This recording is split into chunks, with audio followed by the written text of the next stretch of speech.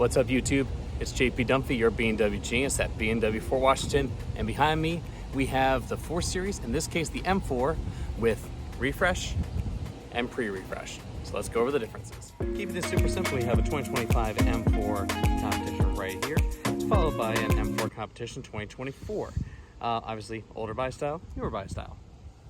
Going over the main headlights, you'll notice that the front hasn't really changed at all. Nothing down here is different, nothing in the grille itself. Where you get your main differences here are going to be the headlights themselves. So, of course, on the older one, we have our little under eye circles, if you will, going through.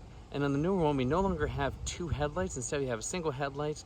But if you look closely, it's actually 3 headlights total. So these inner bars are headlights, and then these outer ones are the turn signals, driving lights, basic things of that nature.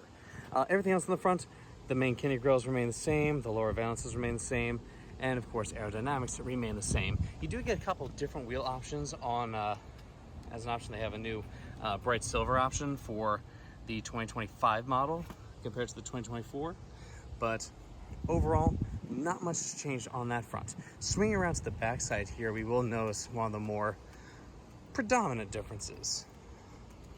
So, of course, everything underneath exactly the same between the two. Back, same. Where you get the real differences are the taillights. So, of course, the older taillights have the same kind of bladed look, whereas the newer ones have the laser taillights. This used to be only found on the M4 CS, but has now made its way to the non-CS models. One thing you will notice if you want to be a real stickler for these is that these ones that are non-CS are a little bit thicker than the ones found in the CS. The CS is a little bit thinner, but it is nice 3D styled and everything. I'm gonna hop inside these cars now to go over the main differences. So with all the rain happening outside, we are going to zoom out a little bit here and look at our main bits here. Everything down here, exactly the same. Why? It's an M car, it's gonna be the same. Steering wheel looks pretty darn good. It's typical M steering wheel. Everything with our design on the inside is an iDrive 7 design. You notice that there are no more shortcuts down here on the bottom. And our center console is a little bit of what we're used to. Everything else on the same inside will be the same as previous models. And of course, it's raining very hard in the middle of doing this. Now, where you'll see the biggest difference is, of course, switching to the new one. Ooh, let me hop in here since it's raining so hard. What we get now is a slightly different steering wheel altogether. We now have a flat bottom steering wheel here. We have a little more design elements to it. And of course, we have our red 12 o'clock marker up at the top. Another change you'll notice is over here. Now, this may look like iDrive 8, but it's actually kind of got an 8.5 bit. So we now have touch functions. Let me turn this thing on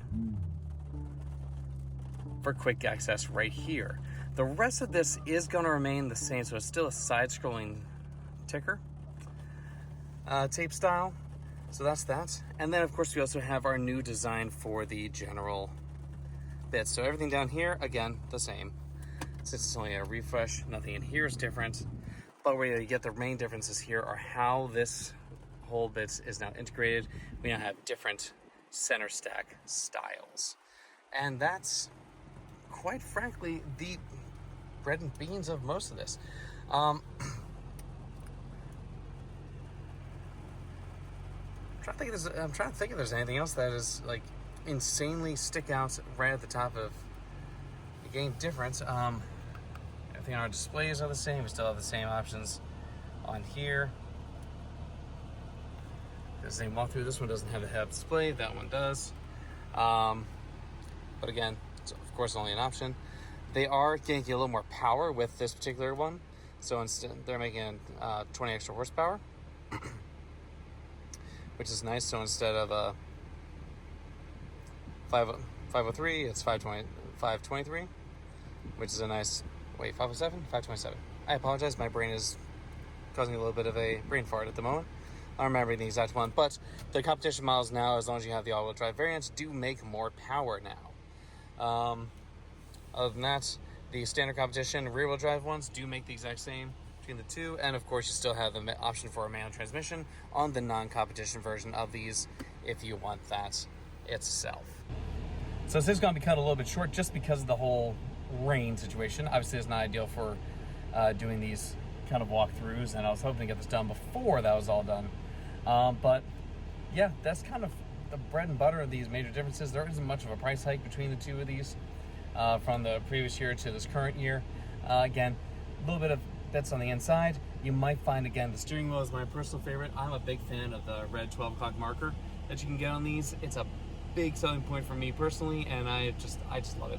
And before I get most of the haters out there giving me issues where the fact that and it's facing me, let me just flip it around for you.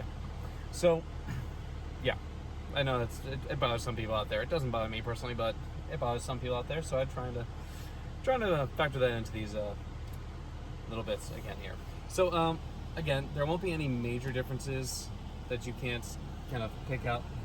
Very straightforward. Again, it's going to be your main center console here. You now have your ambient lighting in here. There's no longer the ambient lighting over there. Get a little bits on the door. Those are exactly the same between the two. And it's just a general idea of making this a little bit more, let me zoom this out a smidge. There we go. Just making this a little bit more is accessible. M1 and M2 buttons are still the same for the new ones. If you go into your actual setups, you still have your mode options. If you opt for the higher speed pack, you also get a track option, turns everything off, all your driver assistance, everything, your displays. All you get is this guy in the center. Of course, you have your M1 and M2 setups, all the same bits that you have in previous iterations.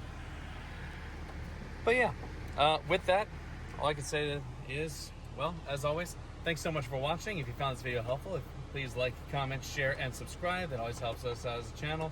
Again, I always say us, but it's just me. And yeah, let me know what you want to see next. This was requested by a little bit on a couple of the forums as well. Just get a quick side-by-side walkthrough of these, and I totally cut this, I think, under 5 minutes, which is what most people are looking for, instead of a long walkthrough. If you do want a more in-depth walkthrough, I will happily do that. Just let me know in the comments if that's what you want. With that, thanks again so much. Have a great rest of your day.